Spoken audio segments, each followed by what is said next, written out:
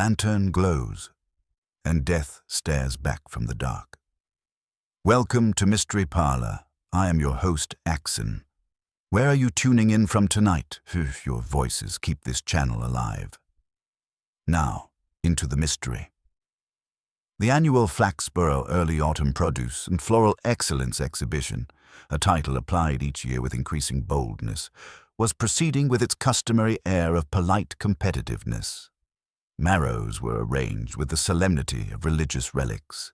Chrysanthemums possessed the tense poise of stage performers waiting for applause, and the Victoria sponge cakes, though outwardly demure, were subject to a scrutiny more penetrating than that applied to most burglary trials. At precisely 4:03, the exhibition's doyen, Mrs. Thistleton Pym, was delivering a brief but spirited lecture to anyone within earshot on the decline of standards in jam consistency. Her audience, an assortment of people who had hoped merely to pass by unnoticed, found themselves involuntarily tutting in sympathetic rhythm. Just behind her, near a row of modestly cheerful marigolds, a lantern had been placed as part of a Harvest Nights decorative tableau, an arrangement conceived by the imaginative but occasionally impractical Miss Gaynor Rudd, the secretary of the floral subcommittee.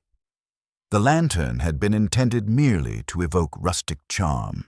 Instead, it cast a rather stark glow through the tense canvas wall, giving the impression that someone outside was either attempting an amateur séance or taking the produce too seriously. It was Mr. Horace Plumbull, a retired draper whose eyesight had narrowed but whose sense of propriety remained broad, who noticed the silhouette first. He approached with the steady caution of a man who had once slipped on a courgette and never fully recovered from the indignity. "Bit bright for an exhibition piece, Miss Rudd," he murmured, squinting. Miss Rudd frowned. "It shouldn't be shining from outside. It's one of the electric kind. It hasn't the decency to flicker like a proper flame." Before she could investigate, a ripple of uneasy curiosity moved through the visitors closest to the tent's entrance. Two women emerged at once, one pale, one paler, clutching program leaflets as though they might be used to repel danger or, failing that, blame. "I'm sure it's nothing," Miss Rudd said, not at all sure. But by then, the lantern had already revealed its unadvertised feature. Someone, an uninvited participant in the exhibition, was lying just beyond the tent flap, half concealed by a trestle table of root vegetables that had been carelessly extended onto the grass. The lantern, angled awkwardly from the display stand, illuminated a pair of sensible brown shoes, a tweed trouser leg, and just enough of the stillness beyond to prompt gasps and a brief prayer from Mrs. Thistleton Pym. The first official to reach the scene, largely because he had been lured to the tent by the promise of free scones, was Sergeant Love. He halted mid-munch. "Good Lord," he said, brushing crumbs from his tunic. "That's definitely a body." "Of course it's a body," Mrs. Thistleton Pym snapped, as though Sergeant Love had insulted her intelligence by giving voice to the obvious. "The question is, whose?" Love crouched, his instinct to investigate once again engaged somewhere between enthusiasm and dread. The man lying before him was unmistakably Mr. Clement Hardesty, a well-known figure in Flaxborough, not for achievements, but for an ability to attend every public event without ever contributing in a measurable way. Hardesty's spectacles were still perched neatly on his nose, giving him a faintly inquisitive appearance entirely at odds with his present incapacity. His expression held none of the panic or surprise one might expect of a man meeting his end near a table of competitive parsnips. Instead, he looked faintly puzzled, as though death had interrupted him mid-critique of the radishes. Love straightened up. "He's dead, then," whispered Miss Rudd, in the hopeful tone of someone who feared she might be overstating the situation. "Quite," Love replied solemnly. He hesitated. "I'd better fetch the inspector." Inspector Purbright was, at that moment, standing near the sponge cakes, nodding thoughtfully as an elderly gentleman explained why his entry should have triumphed in the light and airy category, despite being, by all appearances, neither. Purbright's expression was one of sympathetic neutrality, a face honed by years of hearing townspeople relate minute injustices involving gutters, allotments, and boundary hedges. When Sergeant Love approached, panting slightly and with an air of urgent crumbs, Purbright excused himself with a polite bow of the head. "There's a body, sir," Love whispered, trying not to alarm the nearby competitors already on edge from the tense cake judging. Purbright's eyebrows rose just enough to register interest. "Human, I presume?" "Yes, sir. Mr. Hardesty." Purbright considered this. "Ah. Well, let's see in what manner he has chosen to disrupt the day." The inspector moved through the tent with his usual unhurried gait, the crowd parting in that peculiar way English crowds do when both fearful and determined not to appear so. The lantern's accusatory beam still pointed toward the prone Hardesty, making the scene appear staged for dramatic emphasis, something Flaxborough rarely achieved outside amateur theatricals. Purbright knelt beside the body, adjusting his spectacles and tilting his head slightly, like a man studying a puzzle that had insisted upon being solved at an inconvenient time. Hardesty, on the other hand, remained resolute in his silence. Miss Rudd hovered anxiously. I hope this won't reflect poorly on the committee, Inspector." Purbright looked up with mild surprise. "Only if Mr. Hardesty was the allotted decoration for the Harvest Night's display, Miss Rudd. I assume he was not?" Her gasp suggested she found the very thought indecent.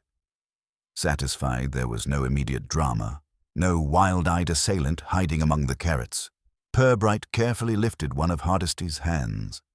It was cool, the fingers slightly curled, as though they had been holding on to something recently, or perhaps letting go. "Yes," he murmured. "We shall have to inquire." Mrs. Thistleton Pym, who had recovered sufficiently to take charge, announced to all within listening distance, "I said this exhibition needed more supervision. Look what happens when one allows the general public free rein."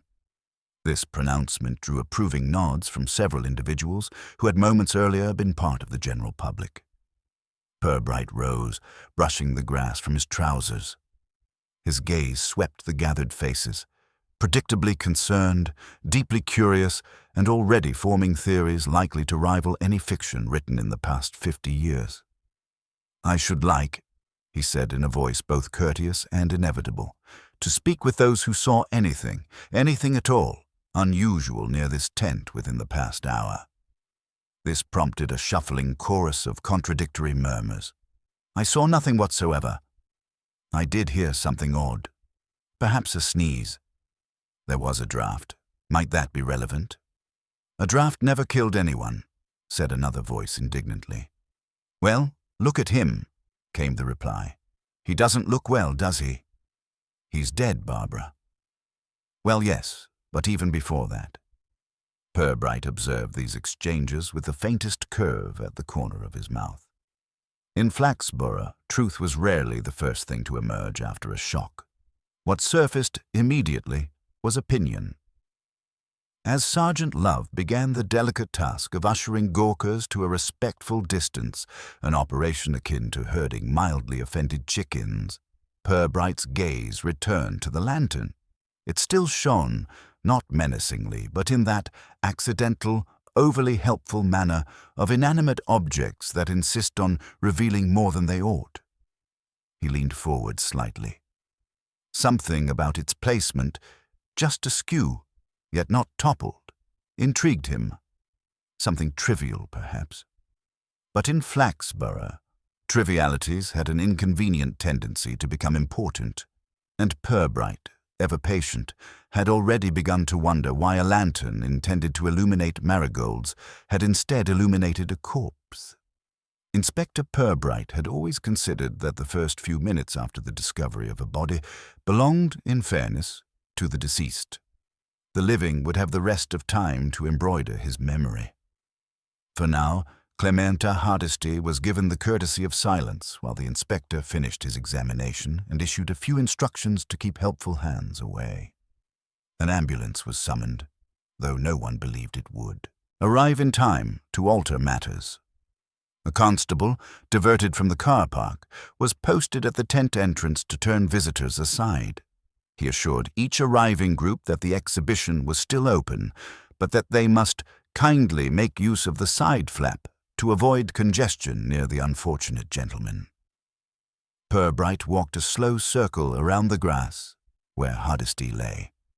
The lantern's flex trailed from a nearby socket, looping over a tent pole in a way that suggested recent adjustment. The light had been angled, not toward the marigolds, but outward, as if to illuminate the strip of ground where Hardesty now rested. "It's a curious way to admire turf," he observed. Sergeant Love, notebook ready, looked from lantern to corpse. "Could he have tripped over the cable, sir?" "He might," Purbright said, "if he habitually walked backwards. I've never seen Mr. Hardesty do so." Love wrote this down.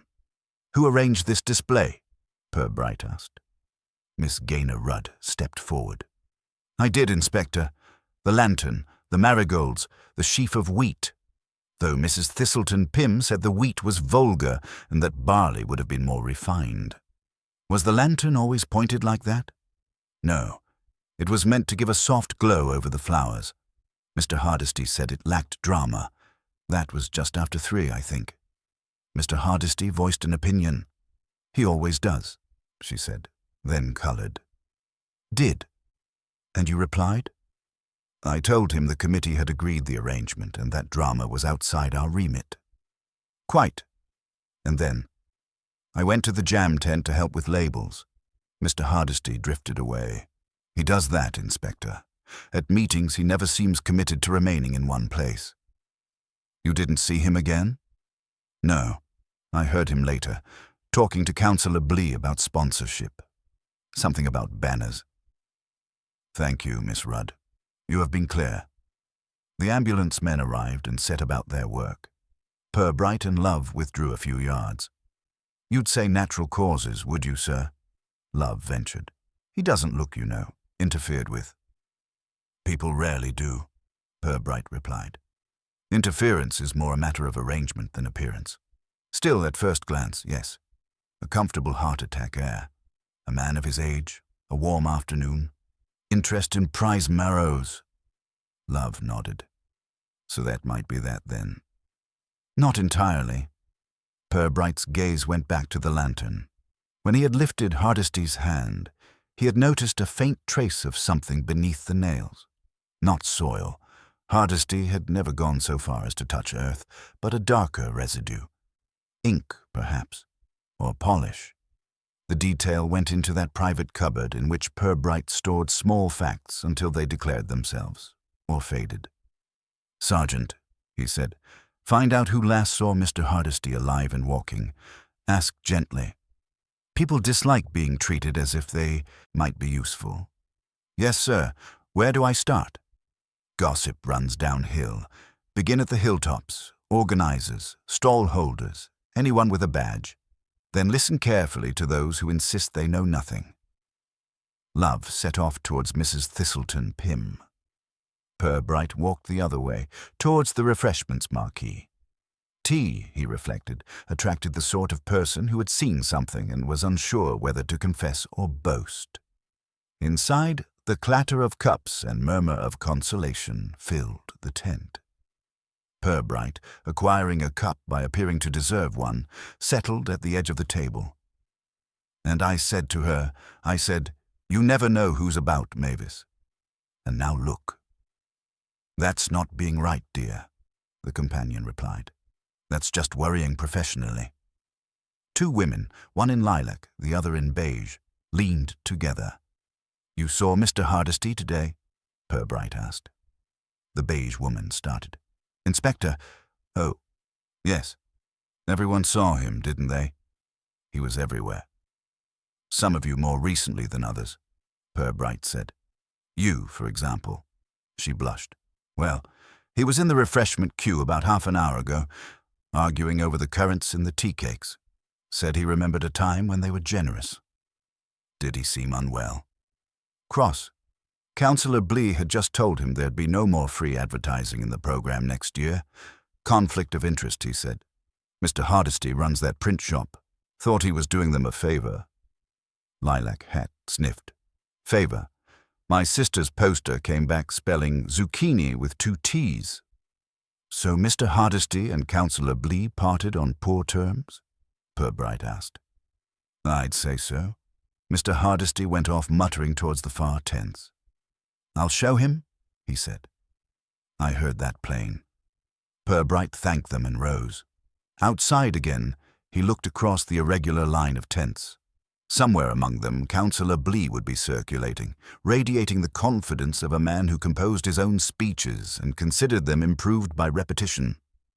Purbright set off to find him, the late afternoon sun casting long shadows that seemed, in their quiet way, to point back towards the lantern that had shone rather too helpfully on Clement Hardesty's final complaint.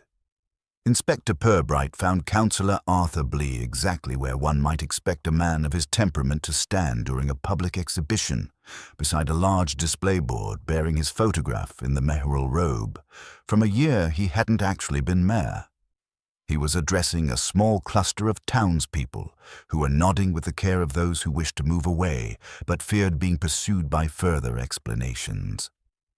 Purbright approached with the amiable gravity that usually made people either confess or run out of conversation. Blee noticed him, beamed, and launched at once into a greeting of ostentatious sorrow. Inspector, terrible business, terrible indeed. Dreadful thing for the exhibition. I mean for the poor fellow. Purbright accepted this with a gentle incline of the head. You saw Mr. Hardesty today, Councillor. Naturally. One can hardly help seeing Clement. He pops up like dandelions. So I'm told. When did he last pop up for you? Blee folded his arms, assuming a thoughtful pose that looked rehearsed. Let me think. Yes, just before the cake judging. He was complaining, again, about the committee's refusal to let him design the program cover. He seemed quite agitated, I understand. Agitated? Oh, he was always that. The man considered himself indispensable. I merely suggested that competitive tendering was the modern way. You'd have thought I'd outlawed printing entirely. Did he threaten you? Blee gave a small theatrical laugh. Threaten Hardesty? He wouldn't dare. Purbright considered the man's brisk confidence. A witness heard him say, I'll show him. Any notion what he meant? Blee tutted. Bluster. He enjoyed imagining himself a force in local politics. Even so, Purbright remarked. He walked off muttering toward the tents. Do you know where he was headed? No idea. Probably to find someone else to badger. Blee checked his watch in a manner that suggested a pressing appointment with further self-congratulation. Now, Inspector, if you don't mind. But Purbright wasn't finished. One more thing. Did you adjust the lantern display at any point today? Lantern? Certainly not. I don't involve myself in trivialities. Ask Miss Rudd. I have, said Purbright, and she didn't touch it after 3 o'clock. Well then, Blee replied with a shrug. I suppose Clement fiddled with it himself. He fiddled with everything. Purbright thanked him and stepped away, leaving the councillor to resume dispensing civic wisdom to anyone unable to escape quickly enough. The inspector walked a short distance, letting the conversation settle in his mind. Hardesty meddling with the lantern was plausible, but something about the angle of the lantern, the neatly positioned cable, and the lingering puzzle of the residue beneath Hardesty's fingernails suggested intention rather than accident. And intention, Purbright reflected, rarely belonged to only the dead. A familiar voice broke into his thoughts. Sir, you'll want to hear this. Sergeant Love came hurrying across the grass, cheeks pink, notebook flapping. Who have you found now, Sergeant? Purbright asked. Not who, sir. What? One of the stall holders says Mr. Hardesty came by her plant stand just before he died. Had a bit of a row with someone. Which someone? She didn't know him, sir. A stranger, by her description. Middle-aged, well-dressed, carrying one of those canvas folios. They were arguing about a document of some sort. Purbright's eyebrow rose, though only slightly. Hardesty had few dealings with strangers. Did she overhear anything?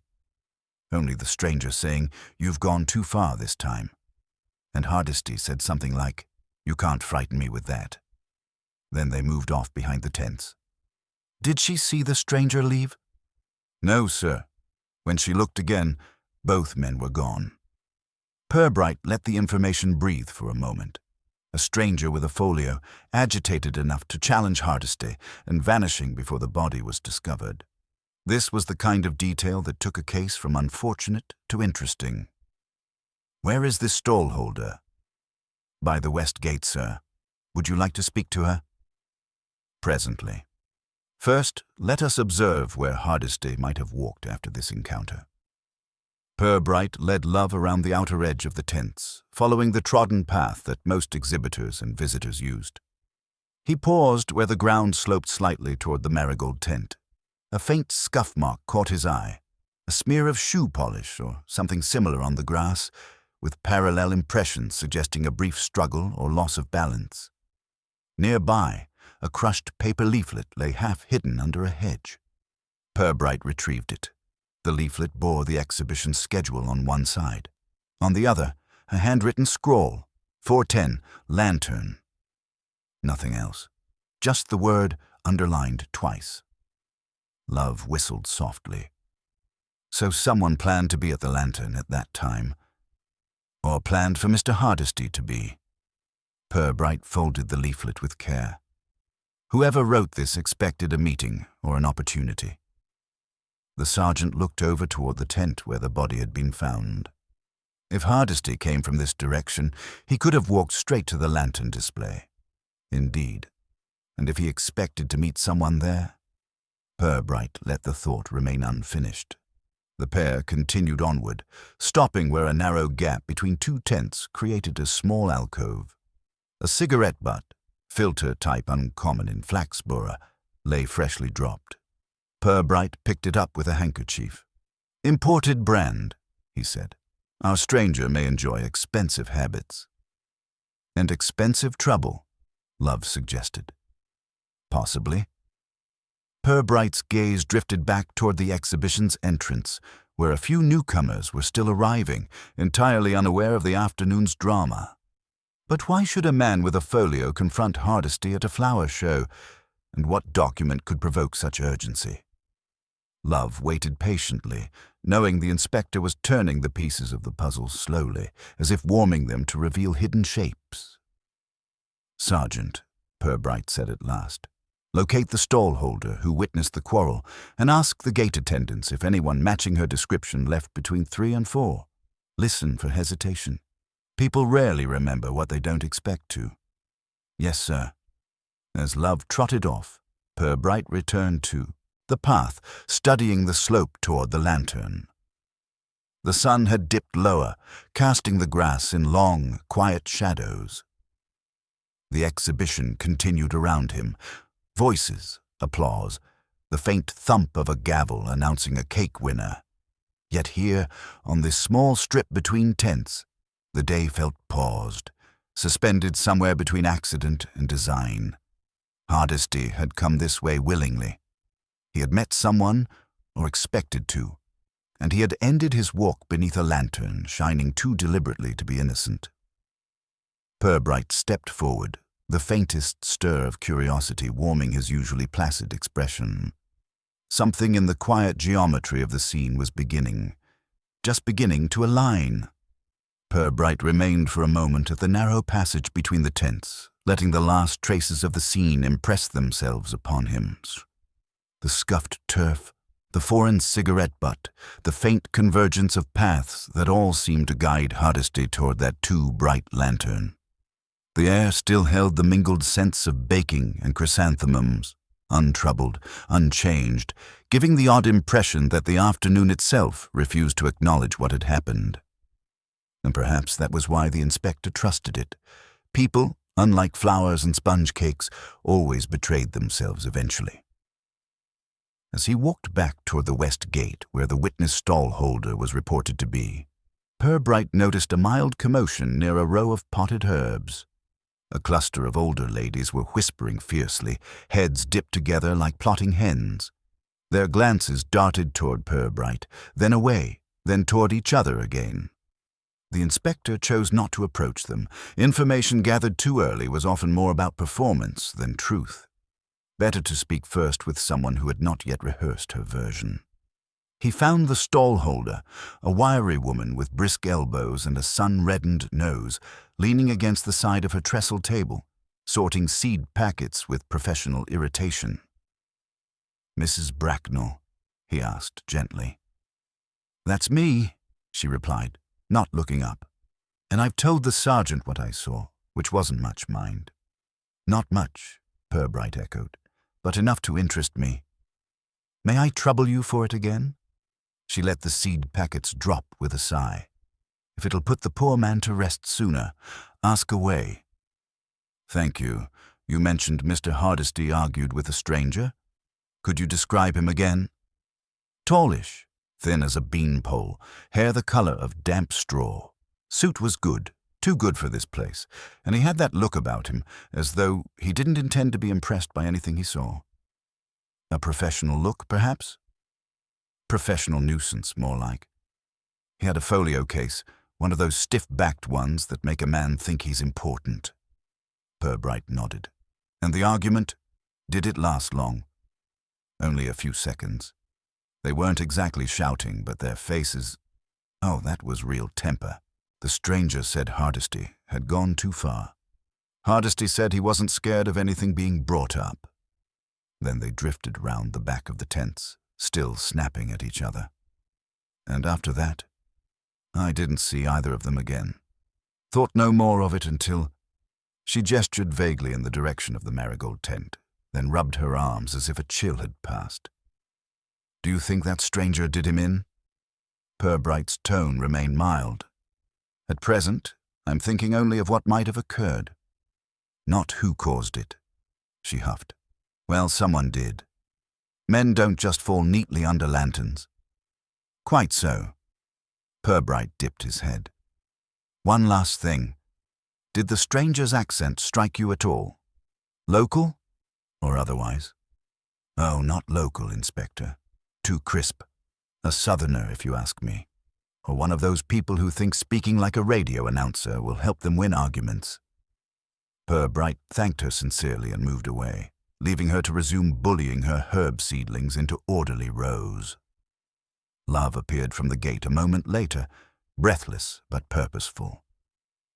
"No stranger matching her description has left by the main exit, sir," he reported. "I asked all 3 gate stewards. One is certain he would have noticed a man with a folio." "So he is either still within the exhibition grounds," Purbright said, "or he left by some other means." "Well, sir, there is the back hedge gap behind the Punch and Judy stand. Some folk use it as a shortcut." "Yes," Purbright murmured. "That may warrant our attention later. For now, did you find anything else of note?" Love hesitated only a second. "Yes, sir. A lad selling raffle tickets says he saw Mr. Hardesty earlier, carrying an envelope. Brown, thickish, like documents inside. He was waving it at people, saying the council would have to listen now." Purbright absorbed this quietly. "Did the lad see where Hardesty put it?" "No, sir, just that he had it." The inspector's eyes drifted once more toward the lantern tent. Though Hardesty's body had been removed, the space seemed to retain the shape of the man's final moment. Something had been taken from him, or he had been prevented from delivering whatever he meant to show. "Sergeant, documents tend to travel only as far as the hands that hold them," Purbright said. "We must find out what became of that envelope." "His pockets were empty, sir." "Precisely." They began to walk slowly back toward the central avenue of stalls. The hum of the exhibition continued, somewhat subdued now, though not halted. People in Flaxborough, when confronted with mystery, preferred to carry on outwardly while doubling their gossiping efforts inwardly. Near the honey judge's table, Purbright paused. A man in overalls was hunched beside a tall display board, adjusting a coil of wiring. His tongue protruded slightly from one corner of his mouth, a look shared by most men forced to perform tasks requiring both hands and concentration. "Mr. Cundall?" Purbright asked. The electrician straightened with a grunt.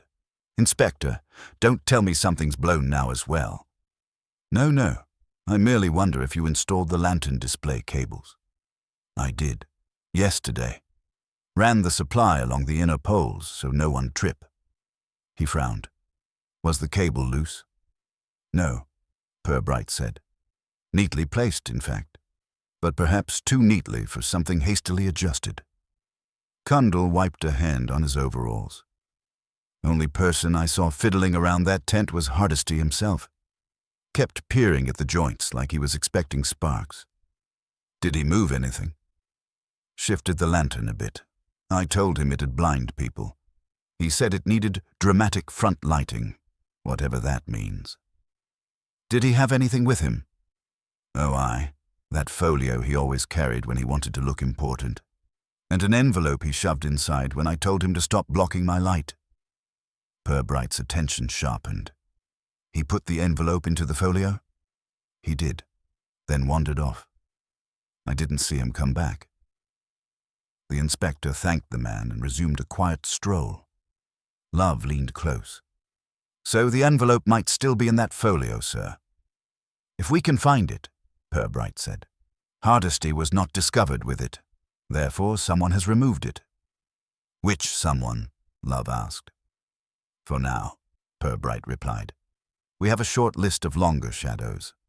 Councillor Blee, who disliked Hardesty's influence and was recently in conflict with him. An unidentified stranger, professionally dressed and eager to confront him. And anyone else who believed Hardesty's envelope contained a threat." Love nodded slowly. "We'll need to search the grounds thoroughly, sir."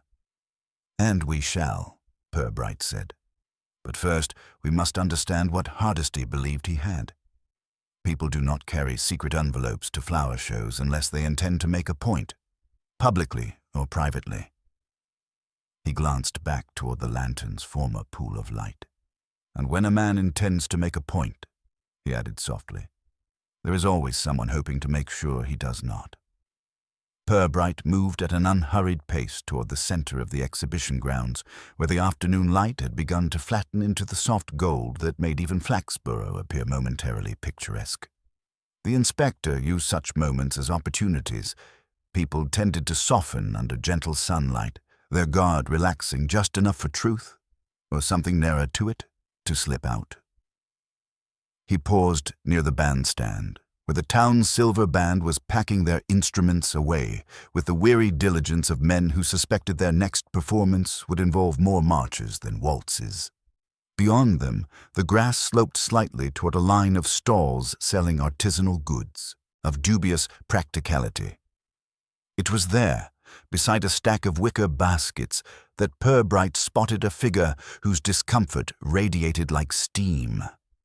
Councillor Blee was speaking with Miss Gaynor Rudd, or rather, Miss Rudd was enduring the councillor's monologue. Purbright slowed his approach, listening carefully. "And if the sponsorship guidelines are to mean anything, they must be applied consistently," Blee insisted, puffing out his chest.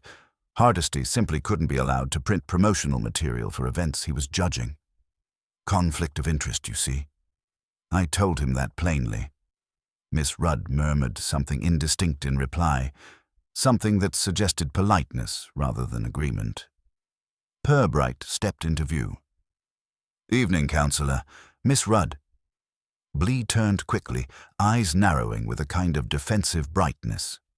"Inspector, still at it?" "Still," Purbright replied lightly.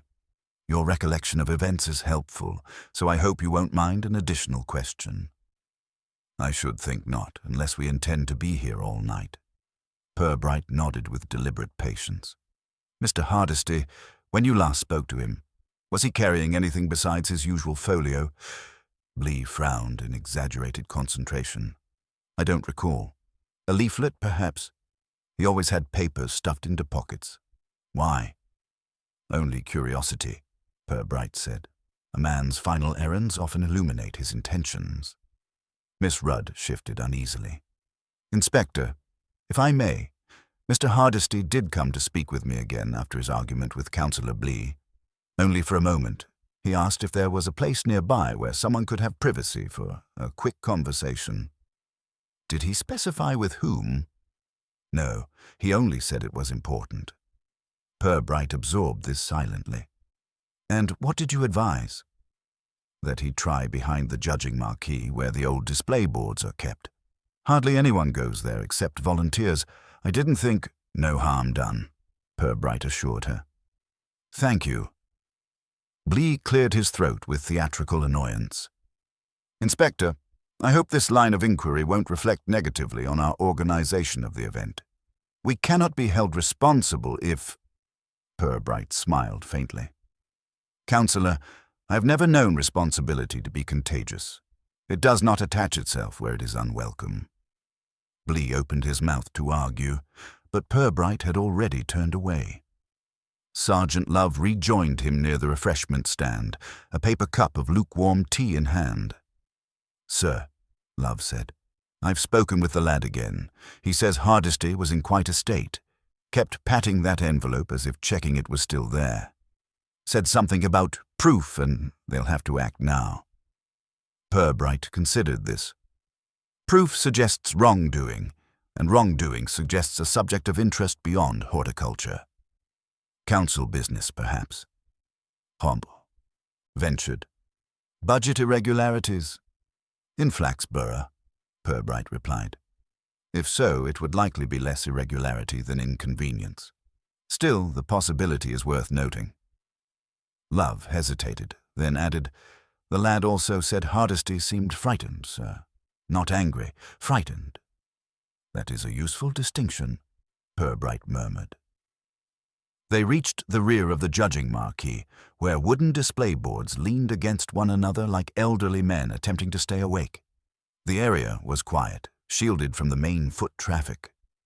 Purbright stepped carefully, scanning the ground. A few leaves, a dropped program booklet, and, near the shadow of the largest board, a small indentation in the soil, shaped unmistakably like the corner of a rectangular object forced downward. Here, Purbright said. Love crouched. Something was pressed into the ground, sir. Folio-sized? Indeed. And taken again? Most likely, Purbright replied, but not without effort. The soil is compact here. Perhaps someone concealed the folio briefly. He bent to examine the indentation more closely. A faint residue clung to one edge, something fibrous, like fabric lint. A sleeve, he murmured. Heavy cloth. Tweed, possibly. Hardesty's suit was tweed, sir. Yes, Purbright said, but this lint is darker than Hardesty's. Love straightened. So someone else handled the folio. Someone careful enough to hide something temporarily, yet hurried enough to do it poorly. A rustling sound interrupted them. A head popped around the corner, an elderly man with a knitted hat and an air of mild panic. Inspector Purbright? Yes? The man approached, wringing his hands. Name's Ludo Grenshaw. I volunteer with the exhibition boards. I didn't want to trouble you earlier, but, well, I might have seen something. Purbright studied him gently. People rarely speak without reason, Mr. Grenshaw. Please go on. Grenshaw took a breath. I was fetching a hammer from the tool shed about 20 minutes before all the shouting started. I passed behind this marquee and saw a man standing just here. Mr. Hardesty? No, the other one. The thin fellow. He had a folio in his hand and was bent over like he'd dropped something. Looked, how to put it, flustered. What did he do next? He straightened up quick when he noticed me. I said good afternoon and he nodded but didn't speak. Then he walked off briskly toward the hedge path. Love shot Purbright a look. The shortcut gap. Purbright nodded. Was he still carrying the folio when he left? Yes, tucked under his arm. And you didn't see Mr. Hardesty at that moment? No, sir, not until later when all the commotion started. Purbright thanked him and watched him shuffle away. Love exhaled. So the stranger had the folio, and probably the envelope inside. It appears so, Purbright said softly. Hardesty came here expecting privacy, perhaps expecting a discussion or confrontation, but the stranger arrived instead. A struggle? Possibly. Hardesty then left, or was taken, from here toward the lantern. Taken, sir? Love asked. Encouraged, Purbright corrected. Firmly, I imagine. Someone wanted Hardesty to be found, but also wanted something from him. Love swallowed. The envelope. Purbright's gaze drifted once more toward the hedge gap. And until we find that stranger, he said, we must assume he still has it. Inspector Purbright and Sergeant Love stood for a few quiet seconds after Grenshaw shuffled away, the faint murmur of the exhibition drifting around them, applause from a children's craft demonstration, the cluck of a woman protesting the price of a jar of heritage honey, the cheerful trilling of a recorder ensemble attempting green sleeves. All of it continued with the unbothered persistence of small-town habit, as though the death of Clement Hardesty were merely an unfortunate misprint in an otherwise predictable program. But the quiet behind the marquee felt different, threaded with the shape of something purposeful, something nudged just slightly out of place. Purbright tilted his head, listening not to sound, but to the pause beneath it. Sir, Love ventured, you really think the stranger forced Hardesty along that slope to the lantern? That, Purbright said, or persuaded him with firmness. A man like Hardesty could be guided if he believed he still had the upper hand. Fear can take many tones, one of them being indignant obedience. Love nodded with the solemnity of someone who had encountered bureaucrats. Purbright began walking again, angling toward the hedge gap. The path narrowed enough that the branches brushed their sleeves as they passed, releasing the faint resin scent of overgrown privet. A small sign, half hidden by foliage, read, "No exit," though its placement suggested more resignation than enforcement. Beyond the gap lay the rear boundary of the exhibition field, uneven ground, a ditch, and, beyond that, a narrow lane leading toward a scattering of allotments and the back entrance to St. Fridswide's church. The inspector paused, examining the soil. Well trodden today, it seems. Love crouched. Footprints, sir. Hard to tell whose, with all the visitors. Still, Purbright murmured, the stranger would not have enjoyed lingering where he could be seen. If he meant to leave quietly, this would have served well enough. Love stood, brushing grass from his knees. Do you suppose he got away with the envelope clean, sir? For the present, Purbright replied. But men who acquire sensitive documents under dubious circumstances rarely stop to admire the scenery. They make for shelter, or allies. Or the station, Love suggested. Hopefully. Purbright gave a faint smile. One can always hope for the path of least inconvenience, Sergeant. But I suspect our visitor chose a direction offering fewer uniformed interruptions. He gestured toward the allotments. Wooden sheds lined the far edge, patchwork constructions in various degrees of defiance against gravity. A figure in a wide-brimmed hat was bent over a wheelbarrow near the third shed. Purbright approached at an easy pace. Good afternoon. The man straightened, blinking. It was Mr. Hubert Datch, a retired librarian whose passion for compost bordered on theological. He recognized Purbright instantly, offering a nervous smile. Oh, Inspector, I didn't expect you out this way. Looking for runaway vegetables? Not today. Did you happen to see anyone unfamiliar pass this lane within the last hour or so? Datch scratched his chin. Unfamiliar? Possibly. A gentleman in a suit walked by rather briskly. Didn't look local, thin fellow carrying something under his arm. A folio. Yes, that was it. He kept glancing behind him as though someone might be following.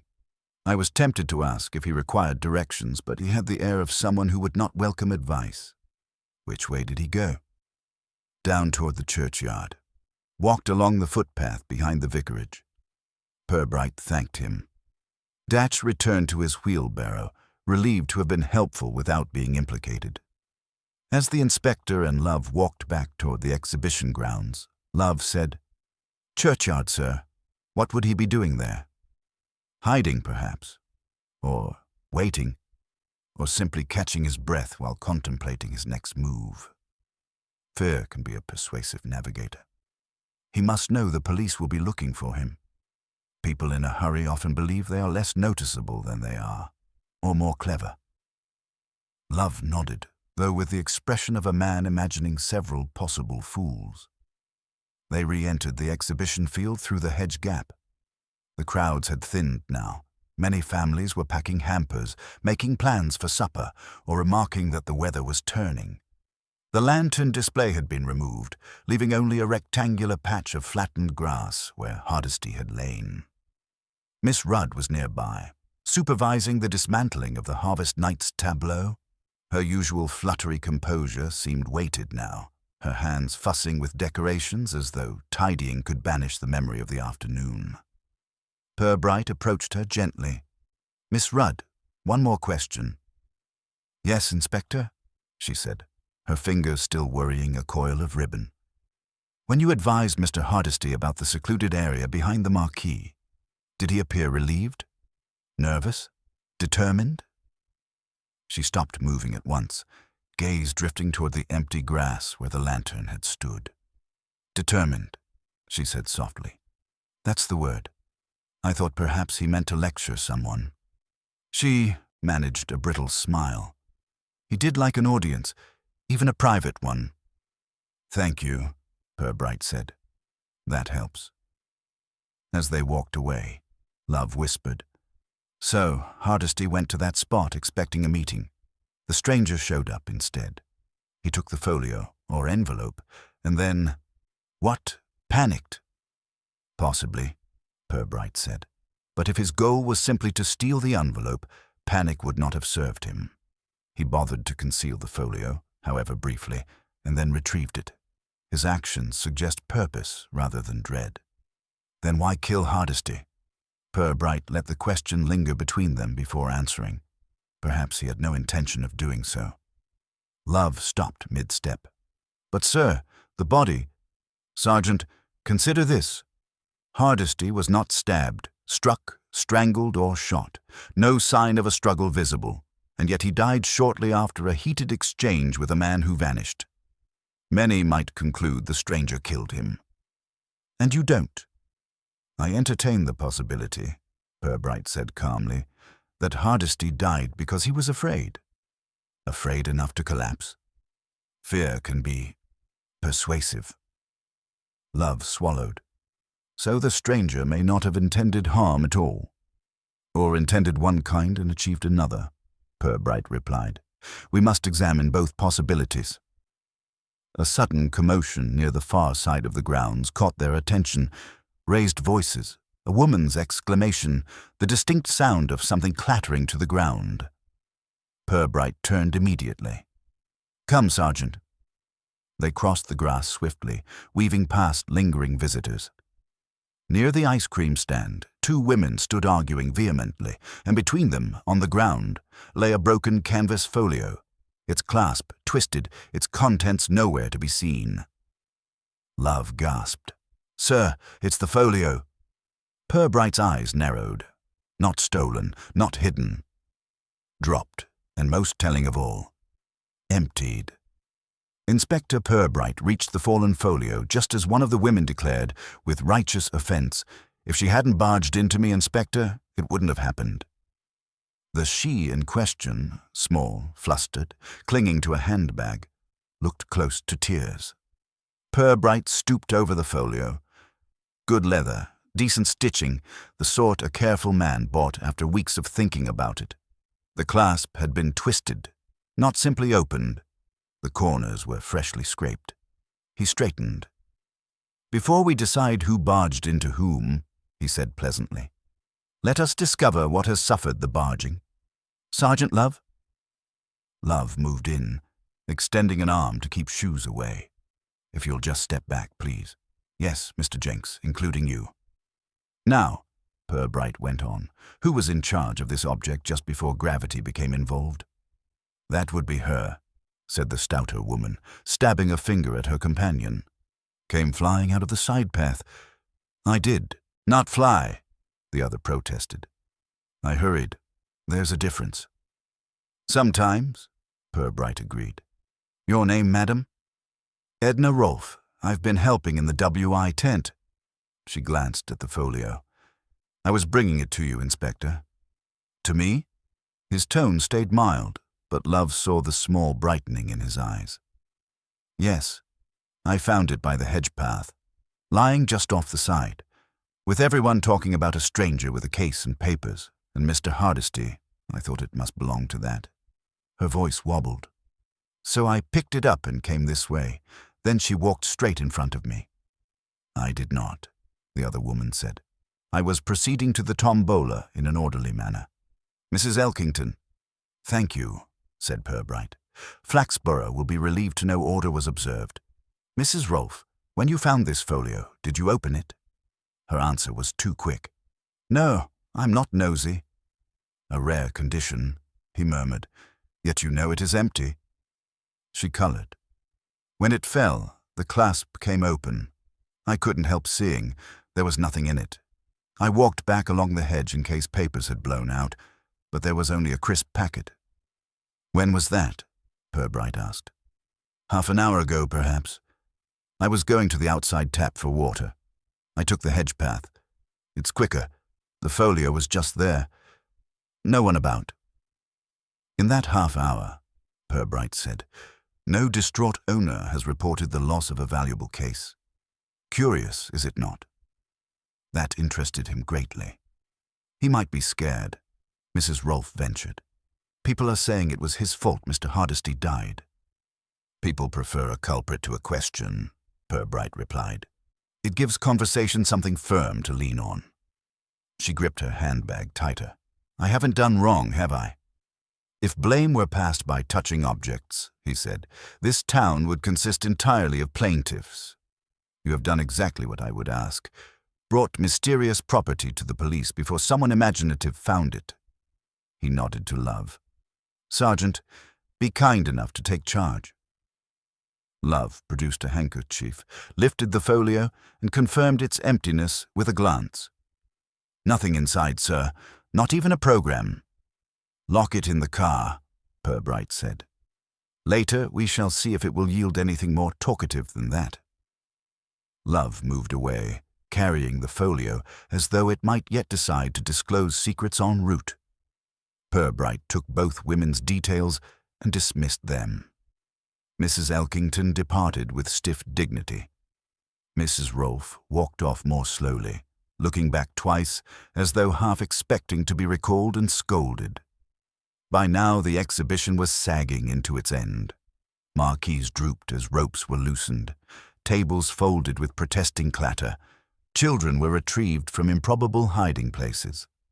The hum of talk had dropped, but if anything become more intense.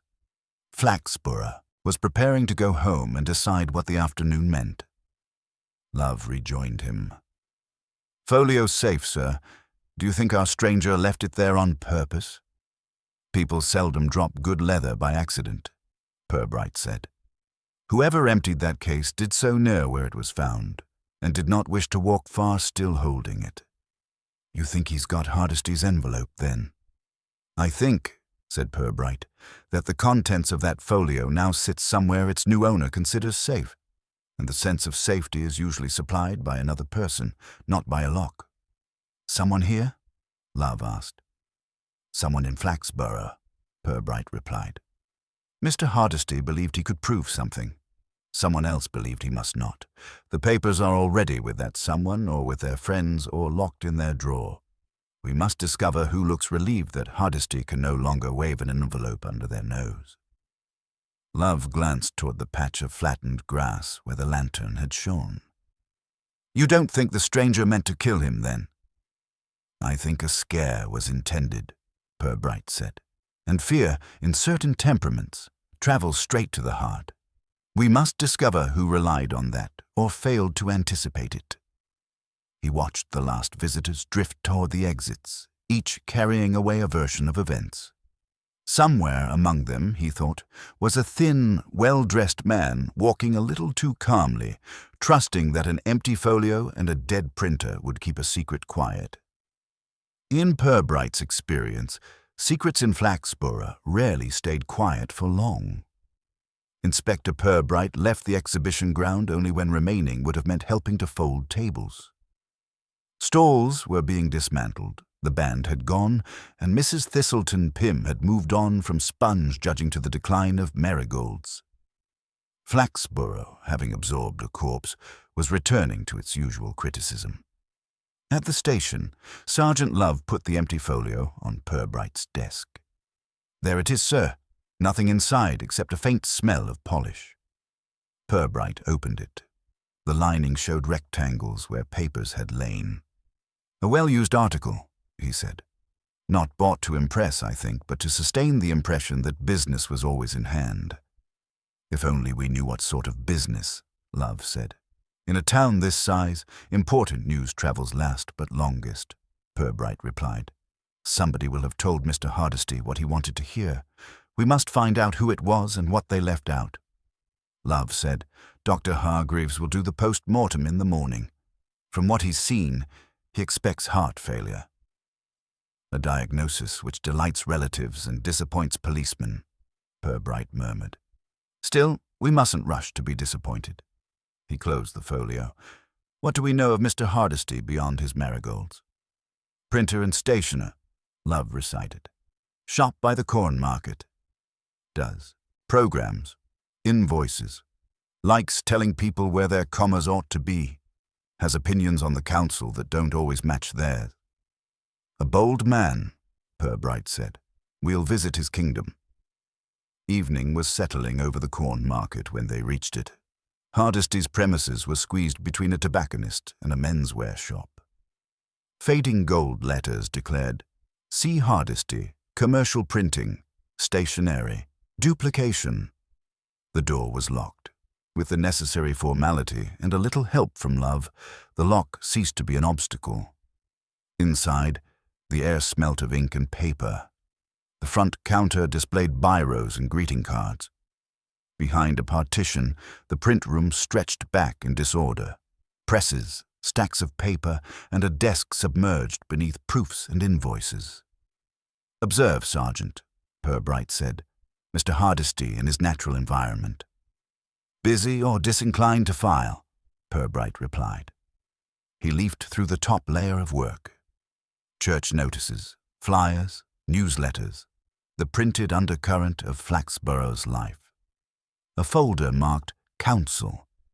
Draft held proof copies of recycling posters and reminders about parking. One slimmer bundle carried the title, "Proposed Restructuring of Municipal Services, Public Information, Leaflet." Love leaned closer. "That sounds as if it could put a few backs up." "Or a few hands in," Purbright said. He skimmed the text. "Much talk of efficiency, little of detail. Our printer has underlined outsourcing and sale of assets." Love opened a drawer and produced a small ledger. "Personal account book, sir. Mostly routine, but here, entry from 3 days ago. Borough Council. Special job. Proofs only. Cash on delivery. Amount not filled in." "Special jobs paid in cash are rarely improved by daylight," Purbright remarked. "Our late friend may have kept more than a memory of it." He went round the desk. A sheet of card lay half buried under a calendar. At the top, a faint impression of type. The text area was empty. In the margin, Hardesty's cramped handwriting, "Alt version, hold till confirm, ask about lighting contract." Love frowned. "Lighting, sir? Street lamps?" "Or anything else that produces more glare than comfort," Purbright said. "We have already met one lamp employed beyond its decorative purpose." You think this is about the exhibition lantern? I think Hardesty believed some sort of lighting work to be interesting, Purbright answered. Whether it interests us as much remains to be seen. He searched a shallow tray beside the blotter. Several addressed envelopes lay there, stamped and ready. Underneath lay one that was thicker and unaddressed. The flap had been sealed hastily. A smear of ink scarred the gummed edge. Love watched as he turned it in his fingers. Could that be it, sir? His proof? It could, Purbright said. Or the minutes of the gardening circle. Mr. Hardesty seems to have been a man who sealed first and labelled later. Shall we open it? Love asked. In the morning, Purbright said, slipping it into an evidence bag. Sergeant, he went on, make quiet inquiries tomorrow at the council offices. I should like to know whether any recent contracts have involved lighting. Streets, public buildings, exhibitions. Do not ask whether there is anything wrong. Just ask who would know. Yes, sir. And find out who drafted this restructuring leaflet. The councillors will say it was the committee. It never is. They took a last look round the Crampton office. The presses sat motionless. On one, a sheet lay ready for a second run.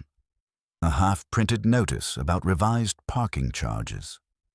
Purbright read the line that had come out clearly. Public Convenience Improvement Program. There, he said. Mr. Hardesty spent his days reproducing the town's good intentions. It would be ironic if his death turned out to be the only piece of public information anyone really attended to. Lock up, Sergeant.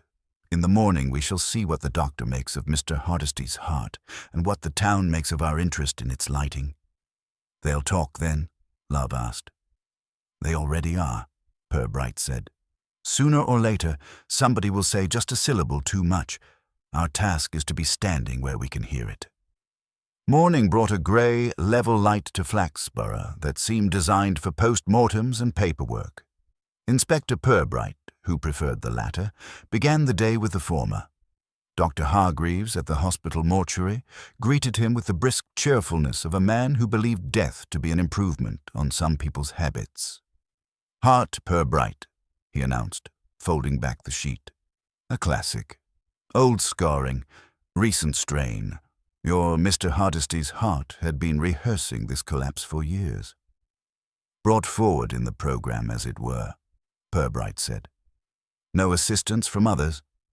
None I can put my name to, Hargreaves replied. No bruising, no poison. Stress, certainly. An argument, perhaps a fright. But if you're hoping for a blow to the skull or a tasteful stab wound, you'll be disappointed. I seldom hope for stabbing, said Purbright. It attracts such untidy people.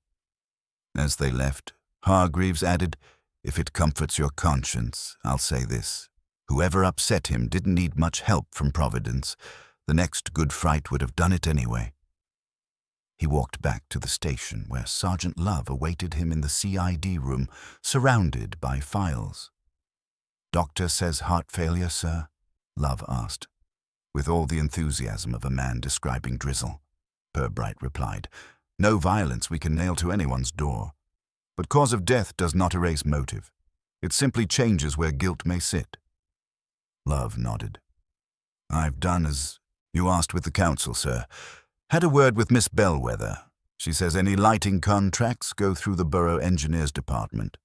Mr. Lang's in charge of street lamps, Christmas displays, anything that glows on public money.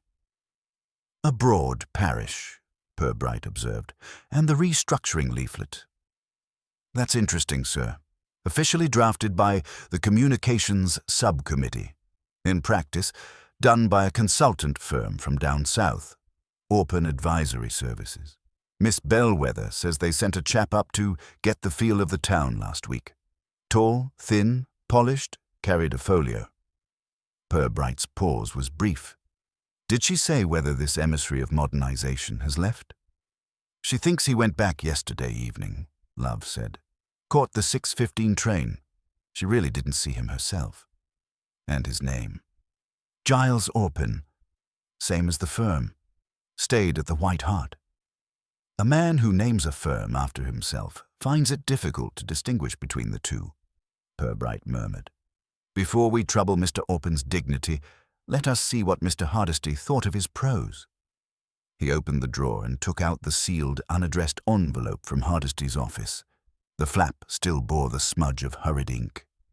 "With your permission, Sergeant," he said, and slit it open. Inside were 6 folded sheets. The top one bore the council crest and the title, "Restructuring for a Modern Flaxborough." Neatly stapled behind, however, was another version. The headings were the same. The paragraphs, on closer reading, were not.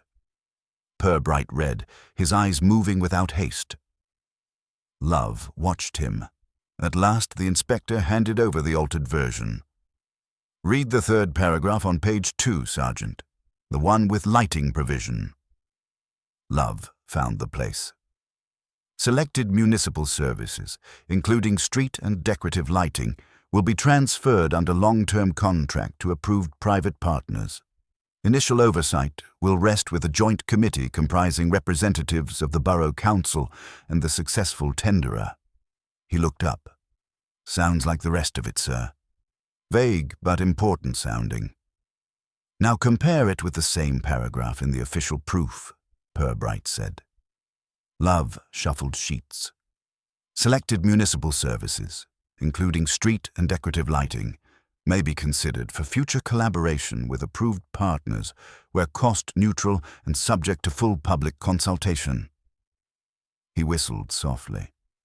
"That's a lot less definite, sir." "And less rewarding," Purbright said. Mr. Hardesty, it appears, had in his possession a version which does not yet officially exist, a version in which a particular contract is no longer a possibility but a foregone conclusion, and in which oversight is shared between the council and whichever friend of Mr. Orpen happens to be the successful tenderer. "Then this is what he meant to wave at people," Love said. "Proof. Proof enough to cause embarrassment." "More," Purbright agreed. "To councillors who would prefer their commitments written in pencil, not ink, and to a consultant who sells certainty to both sides and pockets the gratitude." Love's eyes widened. "So if Orpen found out Hardesty had this, he'd want it back. Fast." "Among others," Purbright said. "We must not forget Councillor Blee, who already regards himself as custodian of progress. The version we hold suggests progress has moved farther than the public have been invited to notice." He tapped the edge of the paper. "You see, Sergeant, we possess the weapon. What we do not yet know is whose finger was on the trigger." "Shall we interview Mr. Lang, the borough engineer, sir?" Love asked. "If lighting's his department, he might know whether such a contract's even been discussed." "In due course," Purbright said. "But first, I should like to renew my acquaintance with Miss Bellwether. Clerks are repositories of more detailed truth than they are ever officially asked to provide." He slipped the altered draft back into its envelope and locked it away. "Bring the empty folio as well, Sergeant. It will be comforting to Mr. Orpen to know we take such care of his belongings. And discomfort, properly arranged, is often very informative." Miss Bellwether, when approached at her desk in the borough offices, displayed the defensive brightness of a clerk whose paperwork has always been beyond reproach and who fully intends it to remain so. She adjusted her spectacles, folded her hands upon a stack of correspondence, and regarded Inspector Purbright with an air of practiced helpfulness. "I do hope this isn't about parking again," she said. "The public is very unreasonable about yellow lines." "Not parking today," Purbright assured her. "Something rather less visible, though rather more illuminating. May I trouble you for a moment regarding the restructuring proposals?" She stiffened just perceptibly. "Of course, Inspector, though I should say that draft materials are usually confidential until the committee approves them." "Drafts," Purbright murmured, "have a way of circulating despite their confidentiality, rather like coughs." Miss Bellwether coloured. "Well, yes, there have been murmurs. Councillor Blee has been extremely anxious that nothing be misunderstood. That is his default posture," Purbright said mildly. I simply wish to know who supervised the consultant sent by Orpin Advisory Services. The gentleman stayed only briefly, I believe. Yes, Mr. Orpin. Very polished. Very definite. She adjusted her spectacles again. He kept saying he intended to streamline stakeholder communication. I took it to mean that no one should ask him anything. Do you know how long he remained in Flaxborough? He arrived on Wednesday, met with Councillor Blee and Mr. Lang the next day, left Friday evening. Purbright let the statement settle. No further visits? Not to my knowledge, though. She hesitated. He did telephone on Saturday, asking whether the council offices would be open today. I told him Monday meant skeleton staff, but he said he only needed to pick up a few papers. I assumed he meant documents he'd left behind. Purbright exchanged a glance with Love. And did he leave papers here? The inspector asked. No, Miss Bellwether said quickly. At least, not in the council offices. He did leave a message for Mr. Lang. Something about confirming lighting specifications for the winter market. Lighting again, Purbright said thoughtfully. And Mr. Lang's whereabouts? He's out inspecting the new fittings in the market square. Though really, Inspector, I doubt he'll know anything about restructuring documents. I often find, Purbright said gently, that those in charge of lamps shed more light than expected. Miss Bellwether permitted herself the smallest smile. Half amusement, half relief that she had provided enough information to avoid suspicion. Purbright and Love withdrew. As they walked down the municipal corridor, Love whispered, Sir, if Orpin left Friday, how did the stallholder see a stranger with a folio yesterday afternoon? That was Sunday. Indeed, Purbright said. Either the stallholder misremembered the day, or Mr. Orpin found reason to return without announcing himself. The possibility hung between them like a quiet draught. They stepped outside onto the pavement, where a single street lamp, newly installed, flickered with a faint, expensive tremor. Love nudged it with a skeptical toe. Looks modern, he said. Looks costly, Purbright corrected, and cost is often the most eloquent motive. Across the square, a ladder was propped against another such lamp. Mr. Lang, borough engineer, recognizable by his immaculate moustache and his air of firm disapproval, was supervising a junior technician tightening a bolt. Purbright approached with serene politeness. Mr. Lang, I hope the lamps are cooperating. Lang turned, startled. Inspector, well, they're the newer models, not quite settled. We've only installed 3, part of the council's, trials. Trials, Purbright repeated, a word with heroic flexibility. Lang cleared his throat. It's merely feasibility testing. The council hasn't approved anything formal. Not formally, Purbright agreed. Tell me, Mr. Lang, did Mr. Orpin discuss lighting with you during his visit? Lang's expression tightened. He asked questions. Consultants always do. I gave him general specifications. Nothing binding. And nothing regarding tenders? No, Inspector, Lang said firmly.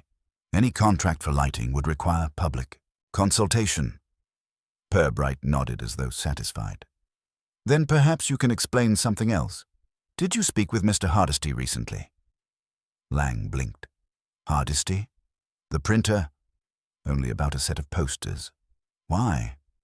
He was interested in lighting contracts, Purbright said lightly. He made notes. Lang's mustache twitched. Did he? Well, he often misunderstood technical matters. Or understood them more quickly than some wished, Purbright replied. Lang swallowed. Inspector, if you're implying, not at all, Purbright said. I am merely gathering impressions. He thanked Lang and stepped away before further defensive clarifications could form. Love fell into step beside him. Sir, Lang looked nervous. Lang looks nervous whenever paperwork threatens to become public, Purbright said, but guilt is not the only source of agitation. Well then, Love said, that leaves Orpin. Perhaps, Purbright said. But a man who wants a contract need not kill to secure it, and a man who kills may be doing so on behalf of those who stand to gain. Love nodded slowly. Sir, do you think Blee could be involved? Councillor Blee, Purbright said gently, is always involved. The question is, in what direction does his involvement lean?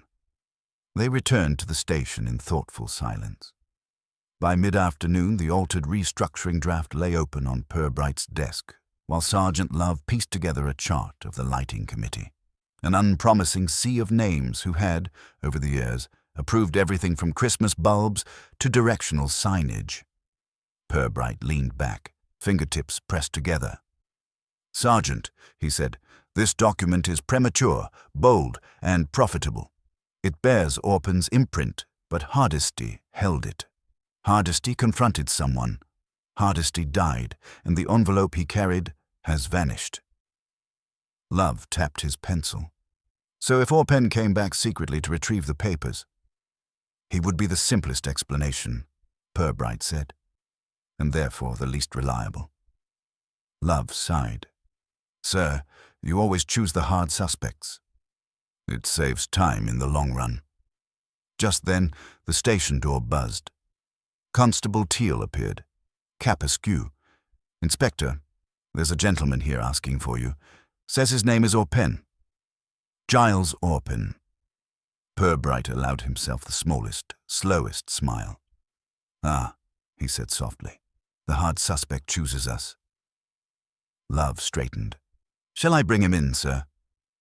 By all means, Sergeant. And do be careful not to look too pleased. It discourages conversation. Love nodded and disappeared down the corridor. Purbright rose, smoothing his jacket. The room felt suddenly more focused, as though the air itself anticipated a shift. After all their searching, all their deducing, all the whispers of motive and opportunity, the man whose shadow had fallen across the exhibition was no longer a rumor. He had walked straight into the lion's den, politely, one presumed, and was about to explain himself. Purbright found this development not surprising, but quietly promising. People rarely visit the police without a reason, and reasons, when examined politely, often revealed more than they were meant to hide. Inspector Purbright greeted Giles Orpen with the sort of courtesy that might precede the offer of tea or of handcuffs. It was intentionally ambiguous, and Orpen, a man who preferred certainty, clearly disliked the sensation. He was tall, immaculate, and as thin as the typeface one chooses when needing to fit too much into too little space. His polished shoes reflected the station floor with suspicious accuracy. Inspector, he said, extending a hand that Purbright allowed himself to shake only briefly. I understand you've been making inquiries about me. I thought it best to clear matters before rumors settle. Purbright gestured toward a chair. Rumors, Mr. Orpen, are like wasps, useful to observe, unwise to swat at too soon. Please sit. Orpen did, with the stiffness of a man unaccustomed to seating not chosen personally. Sergeant Love stood to one side, alert, silent, radiating curiosity. Purbright took his time. You were seen at the Flaxborough exhibition on Sunday afternoon, he began mildly. Orpen blinked once, not enough to admit surprise. Yes, briefly, a personal visit. I was passing through. A spontaneous trip, Purbright observed, though you had reportedly taken the Friday evening train out of town. I had business in Lincoln, Orpen said smoothly. Finished earlier than expected. I retrieved my car, drove back, and spent an hour or two looking around before returning to London. During this leisurely visit, Purbright continued, you were observed speaking rather heatedly with Mr. Clement Hardesty. Orpen's jaw tightened. Hardesty approached me. He had got hold of documents not meant for public release. Purbright nodded. Indeed he had. Documents revealing a restructuring plan more decisive than the council had announced. A draft showing that the lighting contract, among others, was already promised in all but name. Orpen pressed his lips together. He would have misinterpreted it. Hardly, Purbright said gently. The text was rather plain, and Mr. Hardesty, for all his grammatical zeal, was not easily confused. Orpen leaned forward. Inspector, I did not harm that man. I tried to retrieve what he shouldn't have had. He refused. He threatened to show it to the press. I admit, I raised my voice. But that was all. And afterward? I left, Orpen said. I walked away. I had no desire to argue with a provincial printer in full view of a florist's marquee. Yet, Purbright said softly, the printer died within the hour. Orpen's composure wavered. Of natural causes? Read the report. You can't attach that to me. Purbright allowed a small pause, long enough for Orpen to believe he might be safe, short enough to prevent confidence growing roots. Mr. Orpen, he said, I do not say you struck him, but fear can be as potent as force, particularly fear in a man whose heart was already in rebellion. Orpen's hands tightened on his knees. He worked himself into a state. That is unfortunate. It was not my intention. No, Purbright agreed. Your intention was to reclaim the leaked document, which you did. Orpen froze. The folio, empty when recovered, Purbright finished. But its contents had already been removed. Not by Mr. Hardesty, and not by the wind. The envelope he carried is missing still. Love stepped forward, holding up a transparent evidence sleeve containing the altered restructuring document. You dropped this version in your haste, Love added helpfully. Orpen swallowed. Inspector, you must understand, my firm's reputation. There is a great deal at stake. Not as much as there was at stake for Mr. Hardesty, Purbright replied. His tone remained polite, but the steel underneath had surfaced. He believed he had discovered a premature, unauthorized commitment to privatize essential services. You believed such knowledge, if released, would disrupt your contract. Both beliefs were accurate. Orpen's composure finally cracked. All right, he said quietly. Yes, I came back for it. Yes, I confronted him. He wouldn't hand it over. He became agitated, wildly so. I never touched him. I only told him the council would never believe him, that he was making a fool of himself. Some men, Purbright said, take that as a sharper wound than a blade. Orpen exhaled.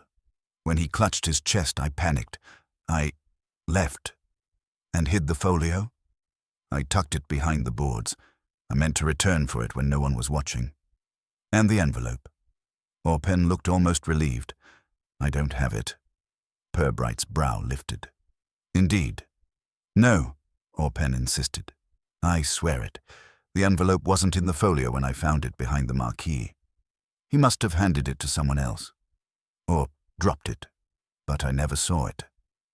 Purbright regarded him with a long, contemplative silence. Then he rose. Mr. Orpen, you will provide a full written statement. You will remain available to this station for further questioning, and you will not, he emphasized with careful politeness, attempt to leave town again without informing us. Orpen nodded, defeated, and allowed Love to escort him to the interview room. When the door closed, Purbright remained standing, gazing at the empty folio lying on his desk. Sir, Love asked, do you believe him? About the envelope? Purbright gave a soft hum of thought. In part. He retrieved the folio, but the envelope, no, it had already found a new custodian. Who? A person quieter than Orpen, more local, someone Hardesty trusted enough to pass it to, if only briefly. Someone who now realizes exactly what they possess and what it may be worth. Love's eyes widened. Then the case isn't over. Oh, the cause of death is settled, Purbright said. But the mischief Hardesty tried to reveal is still alive and walking about town with an envelope in their coat. He took his hat from the stand and gave a small, satisfied nod. Come, Sergeant. Flaxborough is a small place. Secrets seldom roam far before tripping over their owners. Outside, the town continued its quiet business. Market traders shutting stalls, townsfolk gossiping, councillors pretending innocence.